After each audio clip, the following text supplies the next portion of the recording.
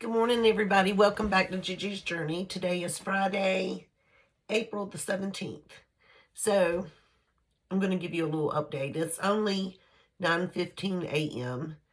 I'm waiting on my daughter to come pick me up, and we're going to go have brunch at our favorite little spot. It's called the Midnight Rooster, and they have the greatest coffees and the best little breakfast and lunches that you can imagine, and the atmosphere is spot on. So that's usually our go-to place when she's off, and she's off work today. So she called this morning and asked me to go eat with her, and I'm like, okay. I'm giving you a little update on my week. I have been somewhat productive. Didn't meet all of my goals, which is fine. You know, we're overachievers whenever you have ADD and you have to make lists. But I've been making lists every single day, and I've been keeping to it, getting up, making my list, and checking off things. It's been a big help saying, hey, Siri, set timer for 30 minutes. And, setting my timer. That's been a great help. So I'm going to continue to do that. I'm kind of in a rut. Grief has gotten me. I'm trying to pull myself back. I don't want to really go anywhere, but I'm making myself, so that's okay. Sometimes you just have to pull yourself up and out, and I'm okay with it because I was thinking from the time I was 22 years old until I was, 56, almost 57, I was with my husband. My whole adult life, I grew up with him, in a sense. We were husband and wife, so you're intimate in a way that no other person will ever be intimate with you. We've seen each other at our worst. We've seen each other at our best. We've seen each other sick. We took care of each other. We raised 5 children together. When you create life with somebody, that's pretty special, you know. So I don't think, I know grief is bad for every person that goes through it. But when I lost my sister, that was bad. I grieved. I was, I think, like 25, 26 years old when she passed away. She was my first cousin, but like my sister, she was 6 years older. That was really bad. When I lost my mom, that was so bad. And then my aunt who raised me, she was like my mom. That was bad. Like I remember saying, they never told us how bad it was.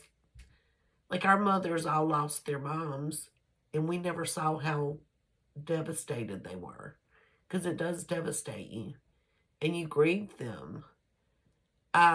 Thank God, have never lost a child. I would imagine that would be the ultimate worst. As a matter of fact, I know it would be, because you're not supposed to go. Your children are not supposed to go before you are, But losing your spouse is really, really hard. And I'm not going to pretend that I'm stuck. No. If you were with somebody from the time you were, I'm going to turn 58 years old next week. Well, actually, a week and a couple of days. But it's okay. Like, you can't love somebody and give them your whole entire self. And that's what you do when you get married. You become one person. Your life doesn't, there's no part of your life that doesn't intermingle when you're married.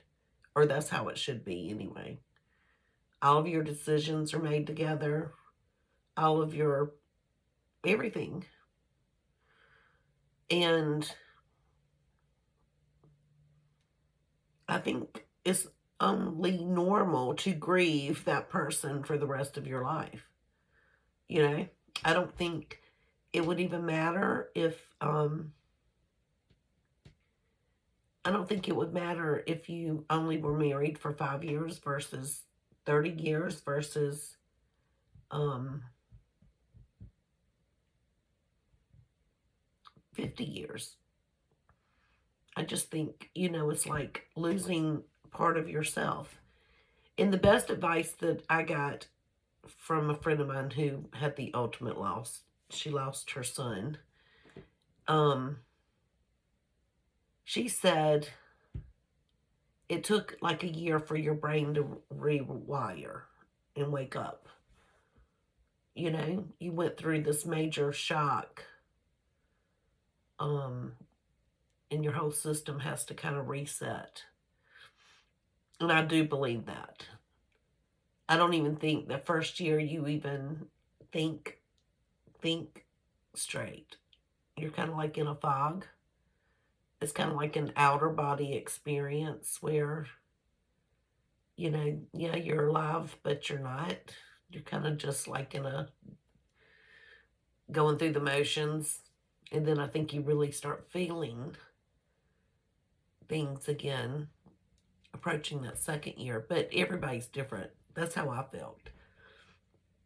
And so it's only been 1 year and 4 months. So sometimes I'm going to be yay me, and sometimes I'm not. I guess the biggest fear that I have is not living alone. I don't know why I'm okay with that. You would think that that would be... I do get lonely at night, don't get me wrong.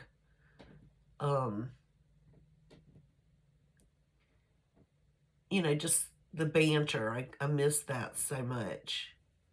But I do have a large family, so I don't really get lonely.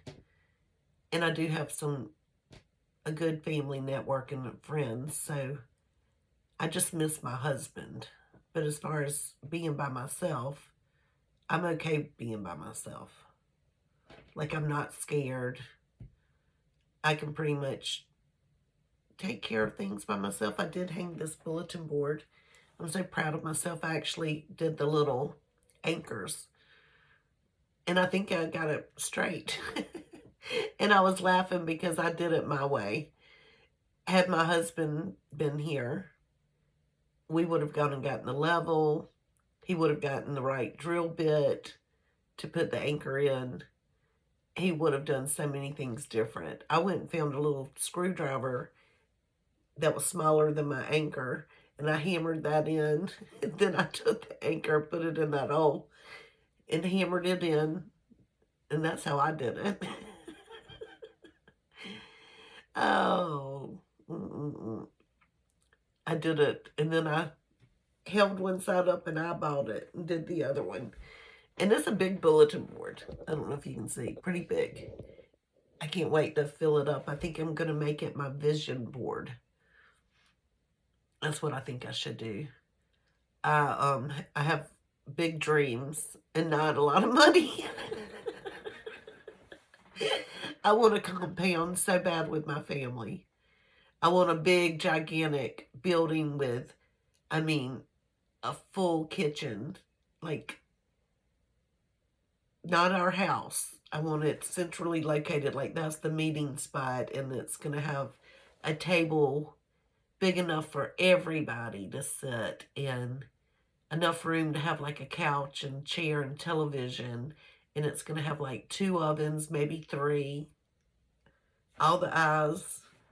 Of course, the grilling station. Every utensil, home gadget that you could imagine that you would need. Stuff to can with, stuff to, like your KitchenAids, if you want to go make bread, instead of, you can all go together, you and your girls, and spend a day baking bread and having fun, and have a big porch so you can drink coffee and look at the pond. That would be my dream. And then everybody clean up and go home, and you never have to, nobody's ever got to worry about, oh, we've got Easter coming, we've got to scrub top to bottom. You know, your house is your home, and I just want a place that we can all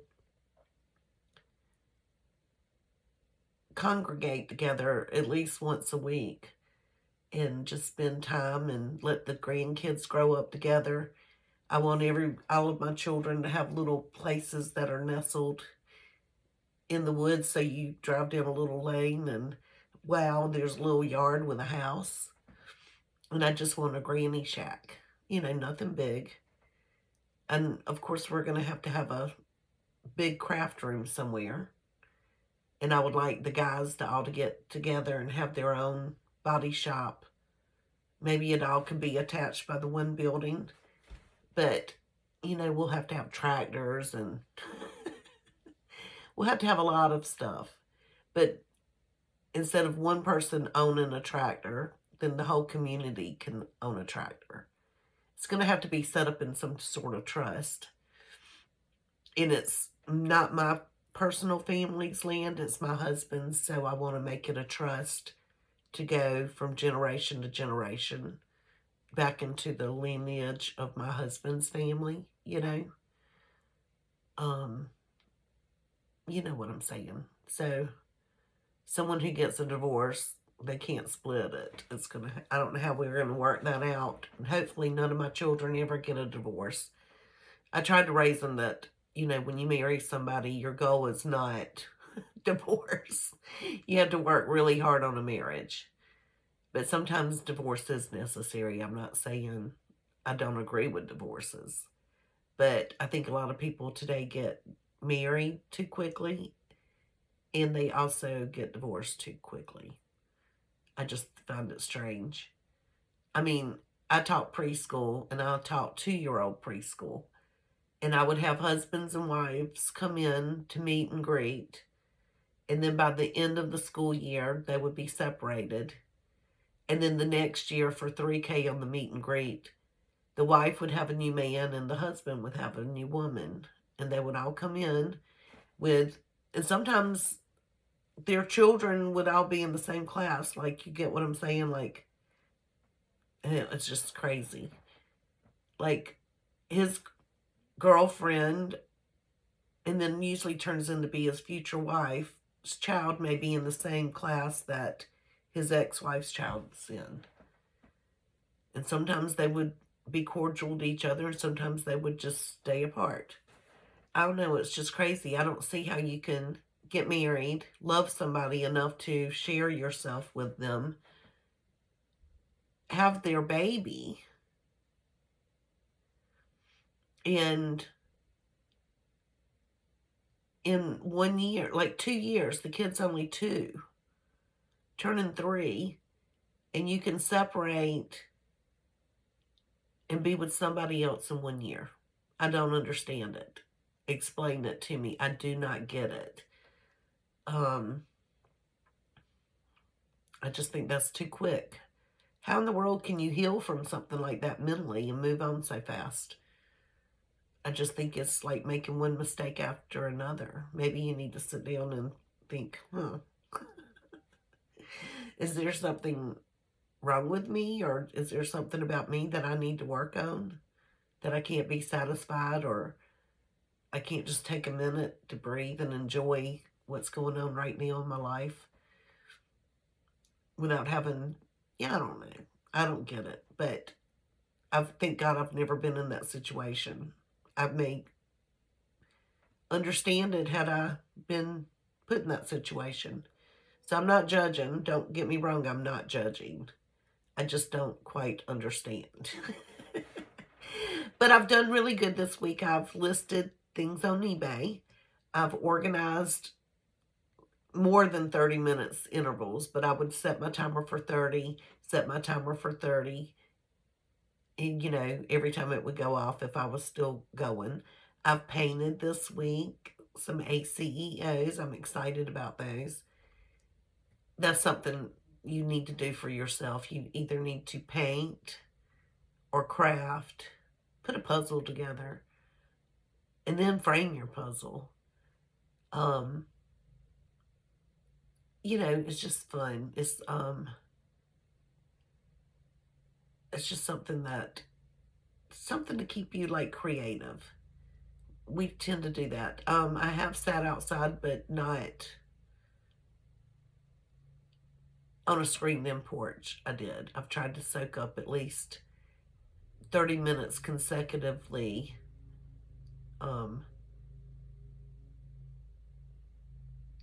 Sunshine. It's already getting really hot here, guys. It was like in the 90s, like 91. And I need an umbrella. I do have one, a brand new one. I just need to pull my table and chairs where I'm going to enjoy them and put my umbrella. I need to do yard work. I haven't done that. But it's getting hot.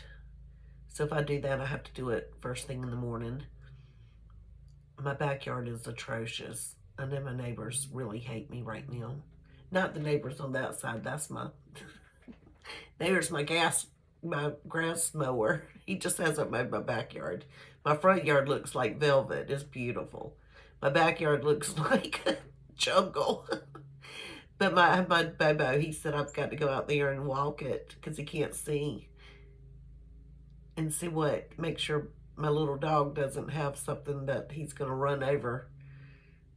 So I've got to go walk in my backyard. I probably will do that this afternoon so he can maybe work on it this weekend. But other than that, I have my best friend wants to treat me next week for my birthday. She wants me to come over and have toddies. And I told her, okay, I'll get somebody to drop me off and pick me up.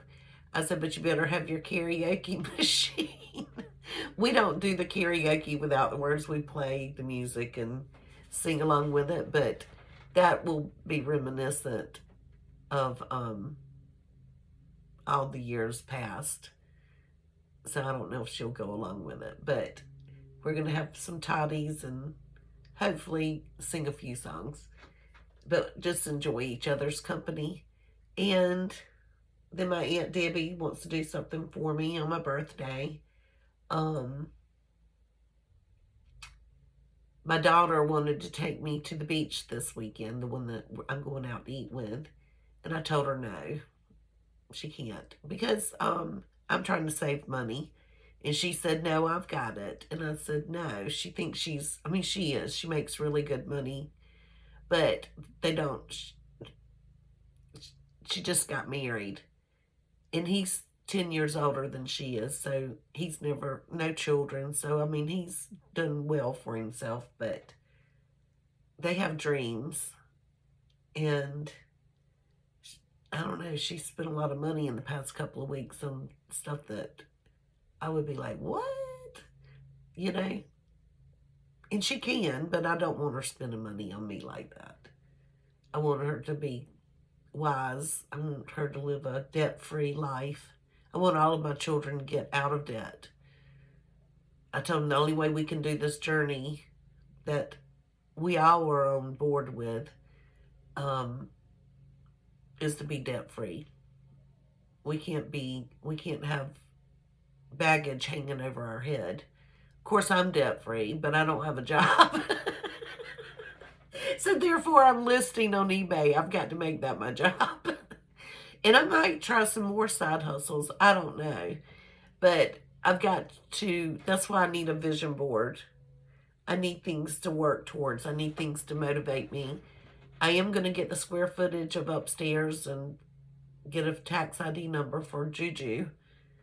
Because my eBay store is called Juju's. And anything that I do to make side money or whatever can fall under that umbrella.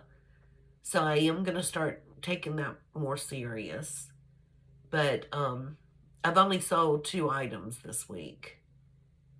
Which, and I've listed maybe 2 items 3 times this week. Like maybe 6 items. 2 of them were ACEOs.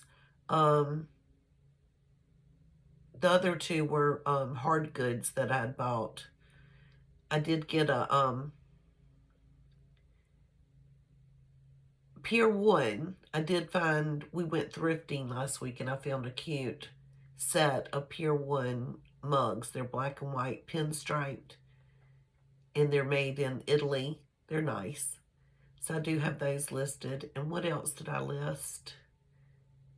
Oh, cute, cute, cute. Hamburger or a big cheeseburger or hamburger in an ear of corn, salt and pepper shaker.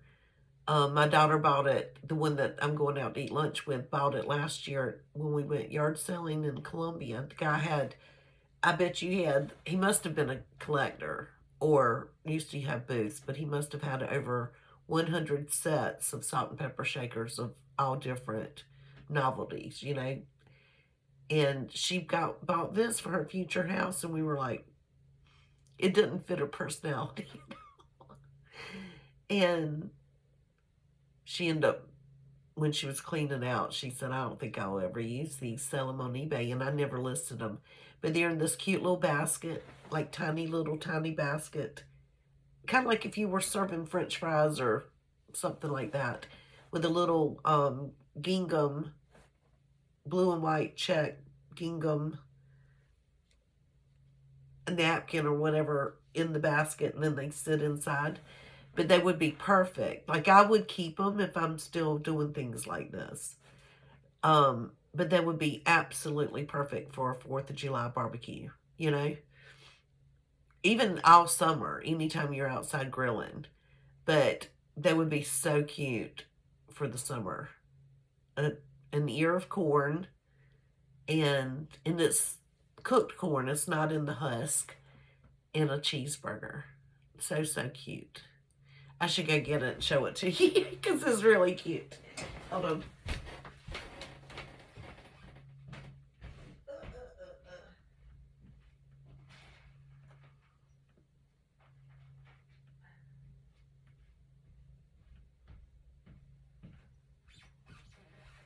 But me personally, I don't need any more little cute. Look.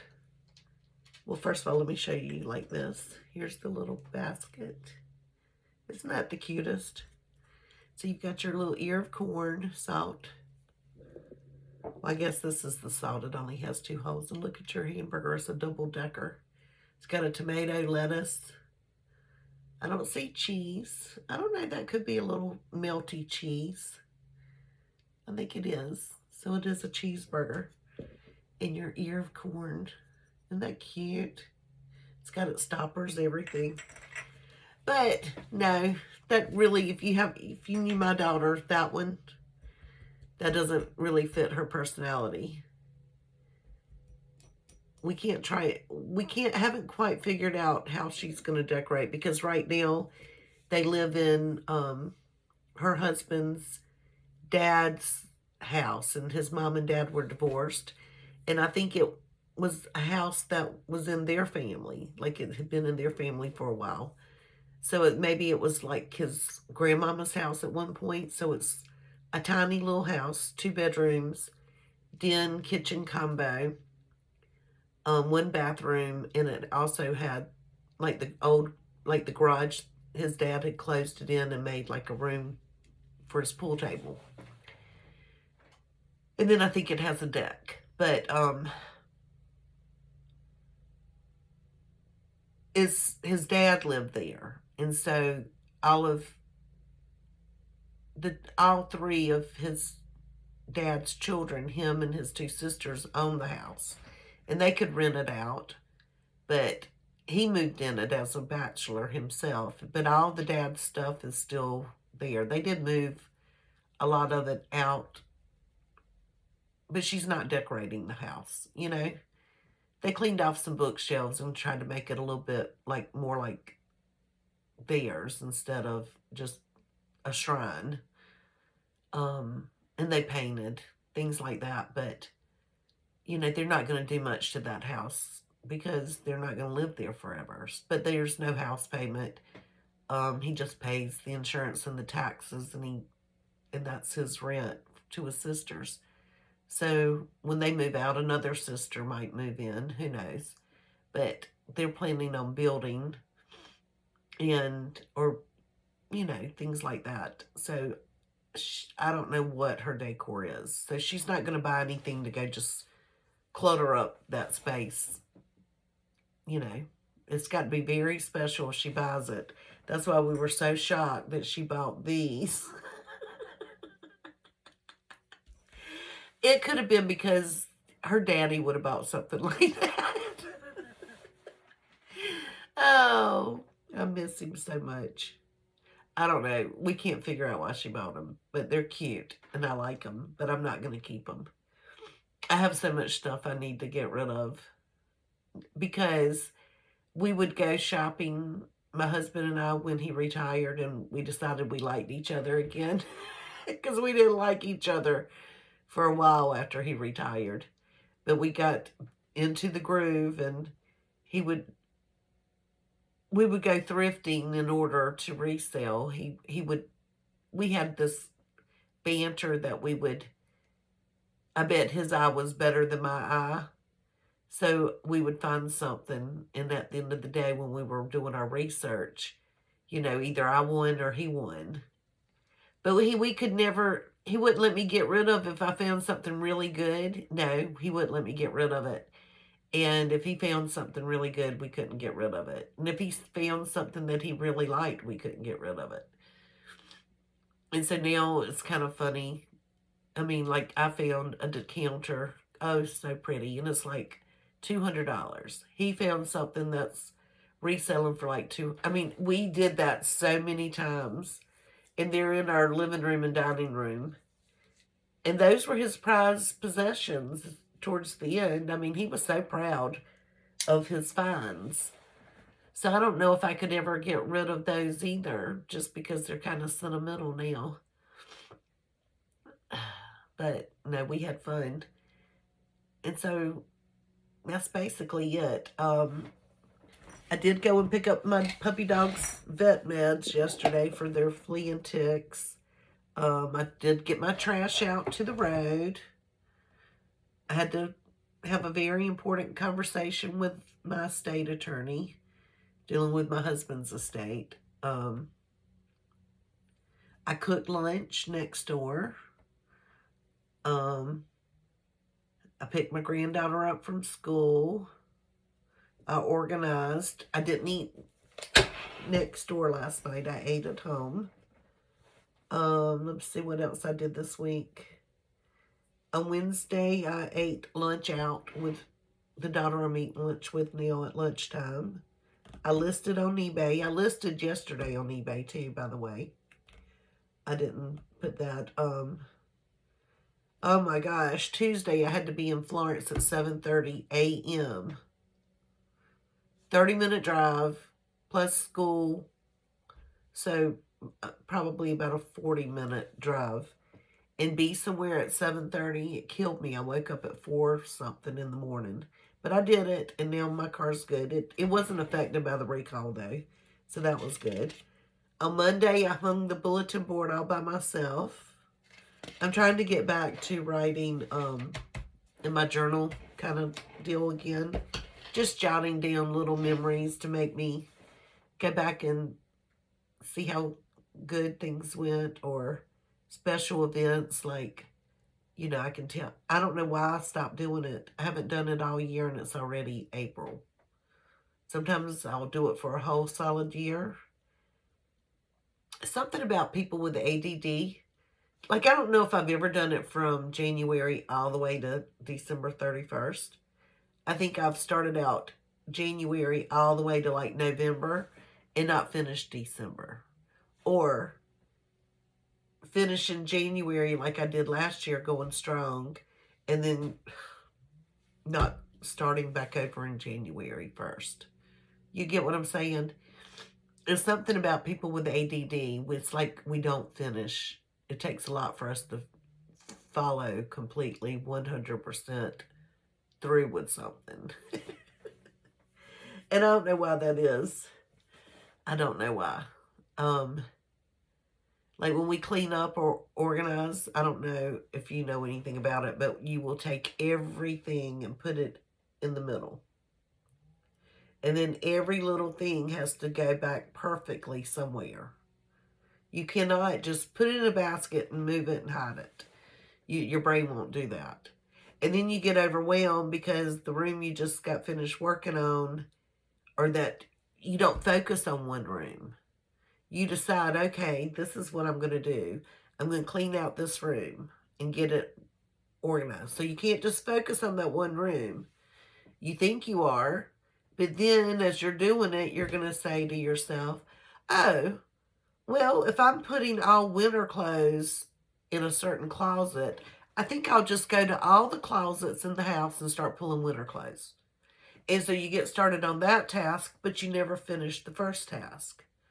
And then as you're doing the winter clothes, you may say, oh my gosh, I need to really go through and clean out all the sock drawers. You know, throw away the socks. And then you just go to that. And then so now you got 2 rooms involved, and it just keeps escalating. But then you will finally get it. And everything that falls into a category you don't know what to do with, you bring it to another room. So now you've messed up like 5 rooms in your house. And you tell everybody, I've got it. Don't touch a thing. And then you just keep piddling at it, all, you know, and then it just all magically looks perfect. It's amazing. I don't know how we do it. And we work so good under stress. Like, there's nothing like somebody saying, oh, I'm going to drop by your house tomorrow at 2. Okay. Or, you know, you've just invited your whole entire family and extended family to your house for something. And you've got, you know, I'm telling you, you can have the most luxurious meal ever that you cook, but you will also clean your baseboards. And on top of, I mean, you'll do the best cleaning of your life in 48 hours. And you'll have the best meal you've ever served. And you'll still be going strong. Like, your adrenaline is so high. But you get it done. And I think that's why I was such a good preschool teacher. I really was, like, a good preschool teacher. It's because your adrenaline's high all day long. Because things change on a dime, you know? Your brain is just like skipping to one thing to the next. Because you're working with little kids, you know? And I think it was really good. I mean, I could accomplish all of my tasks at work, you know, but at home you just have a little bit more leeway. I did have a hard time when it was time to get our rooms back organized, ready for the school year. All the other teachers would look at me like, oh my gosh, their rooms would be perfect. And it would be like on a Friday at 5, and we were going to start on Monday, but my room would have to be ready by Sunday. And they were like, do you need help? And I'm like, no. Because if you walked into my room, you would think, holy get out. What has this girl done? I'm telling you, I would organize, like pull out every single thing that classroom held in its closet. And, you know, if there was a Lego misplaced, I would find exactly where that Lego went. Everything would come out, lay out everywhere across the whole entire floor, on every surface, in organization things. And I'd pull out and put where it needed to go, like a sorting system. But it looked like pure madness, you know? And then as the closet was emptied and you clean everything up, and then you put it all back up nice and neat, and the room comes together, and you walk out, and people walk back in on Monday, and they're like, wow, you know? Because some people just have this magic ability to keep things, I guess, to deal, like, only have to worry about what you need to worry about at that moment, you know? Doesn't mean they're unorganized or they can't find anything. But, you know, toys get mixed up and some get broken, and you kind of think, okay, I'm going to find that puzzle piece to this puzzle, but I'm going to stick it in the closet until that puzzle piece shows up.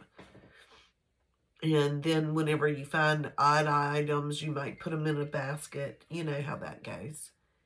But anyway, there's my daughter calling me. It's time to go eat breakfast. So thank you for sharing this morning with me. Give me a thumbs up and leave me a message. And I'll talk to you later. Bye.